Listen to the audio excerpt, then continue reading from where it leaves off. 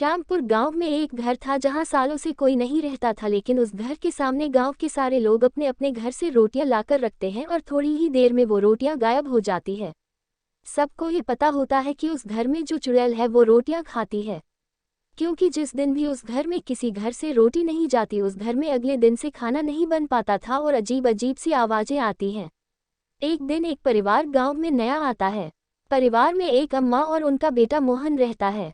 अम्मा, मोहन बाजार से जाकर खाना बनाने का सामान लेकर आ जा। मोहन, ठीक है माँ, जाता हूँ। और मोहन सामान लेकर आता है और माँ खाना बनाने में जुट जाती है। वो लोग गांव में नए रहते हैं और उन्हें कोई बताता भी नहीं है कि उनको उस घर के सामने रोज रोटी रखना है। अब अम्मा खाना बना देती है और मोहन और अम्मा खाना खाकर सो जाते हैं। अगले दिन सुबह जब अम्मा खाना बनाने जाती है तो जैसे ही रोटी बनती है गायब हो जाती है और अजीब सी आवाजें आती हैं। अम्मा, मोहन, मोहन, मोहन, हाँ अम्मा, क्या हुआ? अम्मा, मैं रोटी बना रही हूँ और रोटियां गायब हो रही हैं और अजीब सी आवाजें आ रही हैं जैसे कोई हंस रहा हो। मोहन, ऐसा कैसे हो सकता है अम्मा? आप ना मेरे सामने रोटी बनाओ, देखते हैं।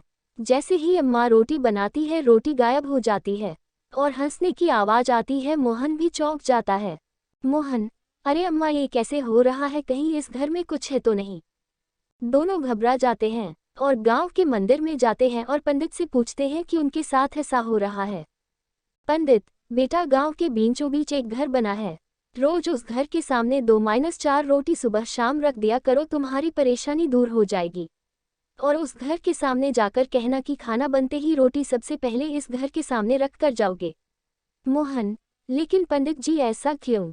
मोहन के पूछने पर पंडित जी बताते हैं कि बहुत समय पहले की बात है। इस घर में एक औरत रहती थी। उसके घर में खाने के लिए कुछ नहीं था और उसके पास कोई काम भी नहीं था, तो वह लोगों के घर से रोटियां चुरा लेती थी। एक दिन उसने सरपंच के घर से रोटी चुराए और सरपंच ने उसे ऐसा करते पकड़ लिया। इसके बाद सरपंच ने उसको सजा दी कि उसे कोई खाना नहीं देगा और उस घर में उसे बंद करवा दिया।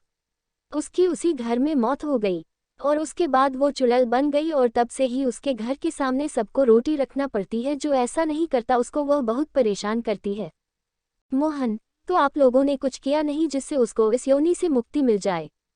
पंडित, हमने बहुत कोशिश की लेकिन वो इस गांव से जाने तैयार ही नहीं है। मोहन, ठीक है पंडित जी। मोहन अम्मा को लेकर वहां से घर चला जाता है और पंडित जो कहता है वही मोहन करता है और घर जाकर, मोहन, अम्मा आज अच्छा खाना बनाओ, पूरी, हलवा, खीर और सब्जी। अम्मा, आज कुछ है क्या बेटा? मोहन, नहीं अम्मा, बस अब आप रोज अच्छा अच्छा खाना बनाइए कुछ दिन और मुझे एक थाली परोस कर दे दीजिए। अम्मा, ठीक है बेटा। अम्मा को कुछ नहीं समझ आता कि मोहन क्या कर रहा है।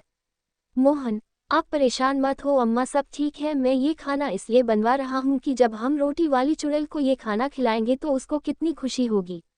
अम्मा, हाँ बेटा। अब मोहन थाली लेकर जाता है और रोटी वाली चुड़ैल के घर के बाहर बैठ जाता है और कहता है कि मोहन, चुड़ैल अम्मा बाहर आओ, मैं तुम्हारे लिए पकवान लाया हूँ। मैं तुमको अपने हाथ से पकवान खिलाऊंगा अम्मा। इतने में चुड़ैल मोहन के सामने आती है और मोहन उसको खाना खिलाता है और सारा गांव उसको देखता है और मोहन रोज चुड़ैल को पूछता है कि उसको खाने में क्या खाना है और रोज उसको अच्छे अच्छे पकवान खिलाता है। एक दिन, मोहन, चुड़ैल अम्मा ये बताओ तुम यहाँ अकेली कैसे रह लेती हो, तुमको बुरा नहीं लगता? चुड़ैल अम्मा, लगता तो है लेकिन मेरे साथ कौन रहेगा बेटा? मोहन, आप वहाँ क्यों नहीं चली जाती जहाँ आपके जैसे ही लोग हों?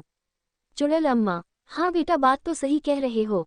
मोहन, अम्मा वहाँ आपको अच्छा लगेगा। चुड़ैल अम्मा, एक काम करो बेटा, वो लौटा है मेरे घर के अंदर, उसको जाकर नदी में बहा दो, मुझे मुक्ति मिल जाएगी। अब मुझे इस गांव से और गांव वालों से कोई परेशानी नहीं है। मोहन, ठीक है अम्मा।